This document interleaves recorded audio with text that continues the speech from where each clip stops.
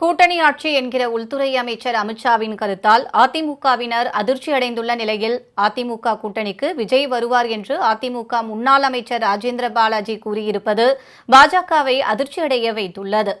தமிழகத்தில் பாஜக மற்றும் அதிமுக இணைந்துள்ள தேசிய ஜனநாயக கூட்டணி ஆட்சி நடைபெறும் என்று உள்துறை அமைச்சர் அமித்ஷா பலமுறை கூறி வருகிறார். ஆனால் அதற்கு வாய்ப்பில்லை என்று எடப்பாடி பழனிசாமியும் மற்ற அதிமுக தலைவர்களும் எதிர்கருத்துக்களை பதிவு செய்து வருகின்றனர்.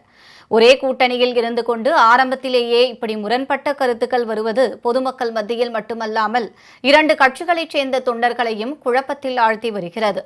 இந்நிலையில் உள்துறை அமைச்சர் அமித்ஷா கூட்டணி ஆட்சிதான் என்று மீண்டும் உறுதிபட தெரிவித்ததோடு மட்டுமல்லாமல் கூட்டணியில் இருந்து எடப்பாடி பழனிசாமி தான் முதலமைச்சராக வருவார் என்பதை உறுதியாக கூறாததும் சர்ச்சையை ஏற்படுத்தியுள்ளது. இந்நிலையில் புதுக்கோட்டையில் செய்தியாளர்களை சந்தித்த அதிமுக முன்னாள் அமைச்சர் ராஜேந்திர பாலாஜி தமிழக வெற்றிக் கழகத்தின் தலைவர் விஜய் அதிமுக கூட்டணியில் இணைவதற்கான சூழ்நிலை இருப்பதாக கூறியுள்ளார். தேர்தல் கூட்டணி விவரங்களை கூட்டணி அமைப்பது சம்பந்தமான முடிவுகளை யார் யாருக்கு எத்தனை சீட்டுகள் என்பதெல்லாம் முடிவெடுக்கக்கூடிய அதிகார பலமிக்கவர் எங்களுடைய பொதுச் செயலர் எடப்பாடியார் தான். அவர் தான் இந்த கூட்டணியுடைய தலைவர்.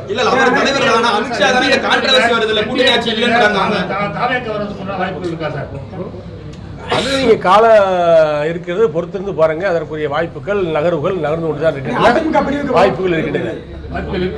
வாய்ப்புகள் இருக்கு, இல்லை என்று சொல்ல முடியாது. தேர்தலுக்கு இன்னும் 10 மாசம் இருக்கு. அதுக்கு முன்னாடியே நீங்க பதட்டப்பட வேண்டாம். சரியான முடிவுகளை சரியான நேரத்தில் சரியான வியூகத்தில் எடப்பாடியார் எடுப்பார், முடிவை அறிவிப்பார்.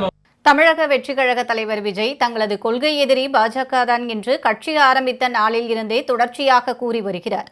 கொள்கை எதிரி இருக்கும் கூட்டணியில் விஜய் எப்படி இணைவார் என்ற கேள்வி எழும் நிலையில் தேர்தல் நெருங்கும் நேரத்தில் பாஜகவை கழட்டிவிட்டுவிட்டு விஜயோடு கூட்டணி அமைக்கும் திட்டத்தோடு அதிமுக இருப்பதாகவும் தகவல் வெளியாகியிருக்கிறது.